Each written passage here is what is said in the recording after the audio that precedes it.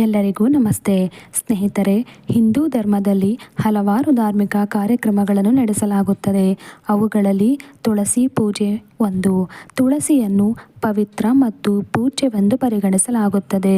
ಆದಾಗ್ಯೂ ಹಿಂದೂ ಧರ್ಮದಲ್ಲಿ ತುಳಸಿಯನ್ನು ಪೂಜಿಸುವಾಗ ನೆನಪಿನಲ್ಲಿಡಬೇಕಾದ ಕೆಲವು ವಿಷಯಗಳಿವೆ.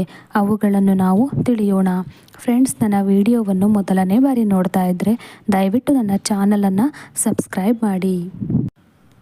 ತುಳಸಿ ಗಿಡವನ್ನು ದೇವರುಗಳ ಪೂಜೆಯಲ್ಲಿ ಪೂಜನೀಯ ಸ್ಥಾನವನ್ನು ನೀಡಲಾಗಿದೆ. ಸ್ನೇಹಿತರೆ, ತುಳಸಿ ಪೂಜೆಯಲ್ಲಿ ಕಪ್ಪು ಎಳ್ಳಿನ ಬೀಜಗಳನ್ನು ಅರ್ಪಿಸುವುದು ಬೇಡ. ಕಪ್ಪು ಎಳ್ಳಿನ ಬೀಜಗಳನ್ನು ತುಳಸಿಗೆ ಅರ್ಪಣೆಯಾಗಿ ನೀಡಬಾರದು. ಕಪ್ಪು ಎಳ್ಳಿನ ಬೀಜಗಳನ್ನು ನೈವೇದ್ಯವಾಗಿ ಕೂಡ ಇಡಬಾರದು. ಇಡುವುದರಿಂದ ನಿಮ್ಮ ಜಾತಕದಲ್ಲಿ ಸೂರ್ಯದೇವನು ದುರ್ಬಲಗೊಳ್ಳುತ್ತಾನೆ. ಆಗ ನೀವು ಯಾವುದೇ ಕೆಲಸ ಮಾಡಿದರೂ ಅದರಲ್ಲಿ ಅಡೆತಡೆಗಳು ಉಂಟಾಗುತ್ತವೆ. ಇದರಿಂದಾಗಿ ನೀವು ತುಳಸಿಗೆ ಯಾವುದೇ ಕಾರಣಕ್ಕೂ ಕಪ್ಪು ಎಳ್ಳಿನ ಬೀಜಗಳನ್ನು ಅರ್ಪಣೆಯಾಗಿ ನೀಡಬಾರದು. ಬದಲಾಗಿ ನೀವು ತುಳಸಿ ಗಿಡಕ್ಕೆ ಶುದ್ಧವಾದ ನೀರನ್ನು ಹಾಕಬೇಕು.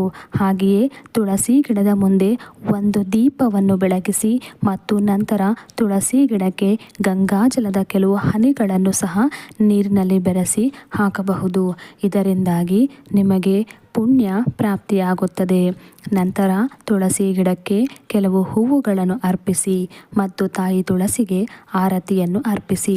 ಆರತಿಯನ್ನು ಮಾಡುವಾಗ ತುಳಸಿ ಮಾತೆಯ ಮುಂದೆ ಕುಳಿತು ಕೈ ಮುಗಿದು ನಿಮ್ಮ ಎಲ್ಲ ಕಷ್ಟಗಳನ್ನು ಹೇಳಿಕೊಳ್ಳಬೇಕು. ಹಾಗೆಯೇ ನಿಮ್ಮನ್ನು ಕಾಪಾಡುವಂತೆ ಆ ತಾಯಿ ತುಳಸಿ ದೇವಿಗೆ ಬೇಡಿಕೊಳ್ಳಬೇಕು. ಇದರಿಂದ ಸೂರ್ಯ ದೋಷಕ್ಕೆ ಪರಿಹಾರ ಸಿಗುತ್ತದೆ ಮತ್ತು ದುರಾದೃಷ್ಟವು ಅದೃಷ್ಟವಾಗಿ ಬದಲಾಗುತ್ತದೆ. ಯಶಸ್ಸಿಗೆ ಇದ್ದ ಅಡೆತಡೆಗಳು ನಿವಾರಣೆಯಾಗುತ್ತದೆ. ಹಾಗೆಯೇ ಸ್ನೇಹಿತರೆ, ಪ್ರತಿಯೊಬ್ಬರೂ ತಮ್ಮ ಮನೆಗಳಲ್ಲಿ ತುಳಸಿ ಗಿಡವನ್ನು ಬಹಳ ಪ್ರೀತಿಯಿಂದ ಬೆಳೆಸುತ್ತಾರೆ. ಆದಾಗ್ಯೂ ಕೆಲವು ದಿನಗಳಲ್ಲಿ ಅದು ತುಳಸಿ ಗಿಡವು ದುರ್ಬಲವಾಗಿ ಎಲೆಗಳು ಉದುರಿ ಒಣಗಿ ಹೋಗುತ್ತದೆ. ಅಂತಹ ಸಮಯದಲ್ಲಿ ಆ ತುಳಸಿ ಗಿಡವನ್ನು ತೆಗೆದು ಹೊಸ ತುಳಸಿ ಗಿಡವನ್ನು ಹಾಕಬೇಕು.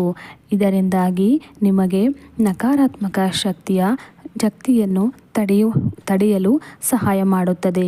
ಹಾಗೆಯೇ ತುಳಸಿ ಪೂಜೆಯ ಸಮಯದಲ್ಲಿ ನಕಾರಾತ್ಮಕ ಕೆಟ್ಟ ಯೋಚನೆಗಳು ಬರದಂತೆ ನೋಡಿಕೊಳ್ಳಬೇಕು.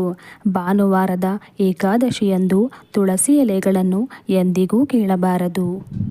ಇದರಿಂದಾಗಿ ತಾಯಿ ತುಳಸಿ ದೇವಿಯು ಕೋಪಗೊಳ್ಳುತ್ತಾಳೆ. ಫ್ರೆಂಡ್ಸ್,